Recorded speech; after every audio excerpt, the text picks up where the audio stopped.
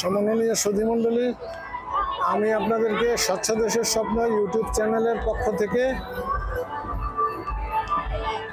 থাইল্যান্ডের Pattaya beach থেকে স্বাগত জানাচ্ছি। আর কতক্ষণ পরে ইংরেজি নববর্ষকে স্বাগত জানানো হবে, সেই জন্য সন্ধ্যার পর থেকেই এই সম্পূর্ণ প্রায় 3 কিলোমিটারের মতো এলাকা লম্বা এই বীজটা। এখানে এই যে মানুষ জমা হওয়া শুরু হয়েছে। কত মানুষ সেটা বলা মুশকিল, এখনো সময় আছে, যেহেতু ভিড় আরো বাড়বে, আরো আসবে মানুষ।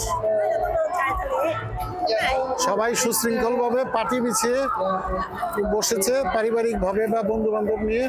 অনেকে চেয়ার টেবিল নিয়ে বসেছে, তারা আগেই জায়গা দখল করে নিয়ে আছে।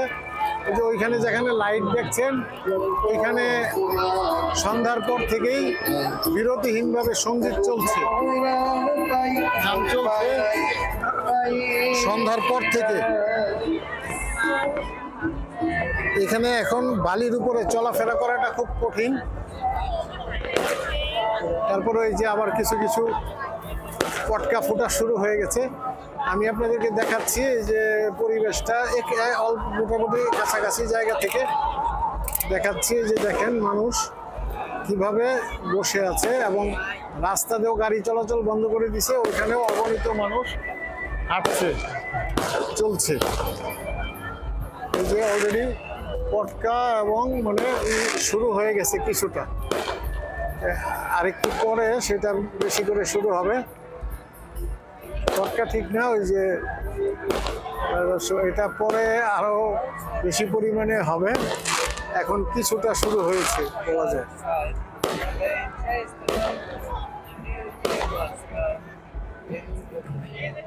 কিন্তু এখানে এই যে যত মানুষ আসছে, এত অসংখ্য মানুষ দেখেন, তারা সবাই নির্ভাবনায় আছে। সামাজিক নিরাপত্তা এবং শিশু এবং মেয়েদের জন্য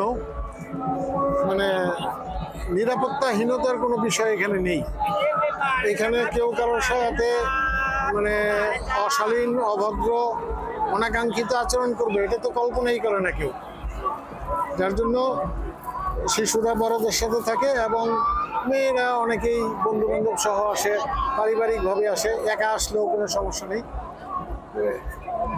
তাদেরকে এই ভিড়ের মধ্যেও কখনো ইচ্ছাকৃতভাবে কেউ কারো গায়ে ধাক্কাও লাগায় না।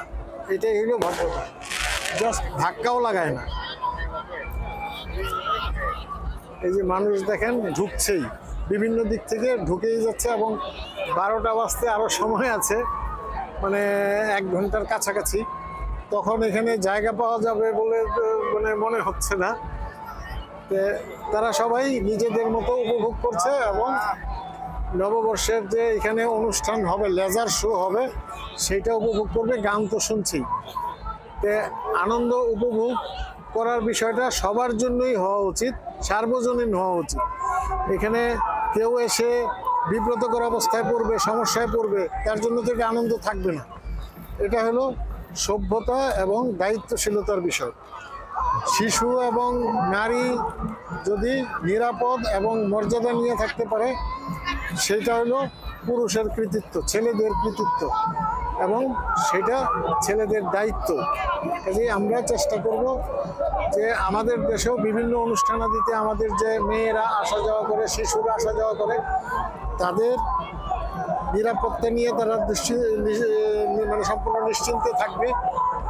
মর্যাদা নিয়েও কোনো সমস্যায় থাকবে না, দুশ্চিন্তায় থাকবে না, এইটুকু প্রত্যাশা করি। যে দেখেন সাগরের ওইখানে বিভিন্ন নৌযান আছে, যেগুলিতে আলো জ্বলছে বিভিন্ন রকম। এই প্রত্যাশা করি যে আমরাও আমাদের নিজেদেরকে দায়িত্বশীল হিসাবে প্রমাণ করব। তখন এটা আমাদের দেশের জন্য, আমাদের সবার মর্যাদার জন্য, বিশেষত ছেলেদের মর্যাদাকে বৃদ্ধি করবে। এই প্রত্যাশা রেখে সবাইকে ধন্যবাদ জানিয়ে এখানে শেষ করছি। ধন্যবাদ।